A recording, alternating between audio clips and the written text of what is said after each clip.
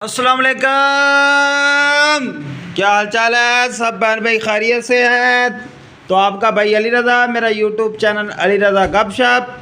तो अभी रानी और मैंने 12 रबीउल अव्वल की खुशी में हमने लगाए बलून, सारे हमने बलून लगाए थे। तो सारी हमारी मेहनत हो गई ज़ाया, नीचे गिर पड़े, ये नीचे पड़े हैं। अभी रानी कितनी मेहनत की है। ये ज़रा गुब्बारा फुला के चेक करवाओ भाई को, नाजरीन को गुब्बारा चला के चेक करवाओ। ये लो गुब्बारा फुलाओ, जल्दी फुलाओ जल्दी। तो नाजरीन अभी गुब्बारा फुलाने लगी, तो आप लोगों को दिखाते हैं कैसे फुलाती है। इसका जो गुब्बारा है ये सारे इसने फुलाया, देखना कैसे फुलाती है, देखना। हाँ जी, वाह वाह, गुब्बारा फुला रही है वाह, इधर देख, सही फुला रही है तुम गुब्बारा। तो नाज़रीन अभी फिर हम लगाएंगे, तो लेटर शेटर भी लगाएंगे, वो भी इंशाल्लाह आपको दिखाते हैं।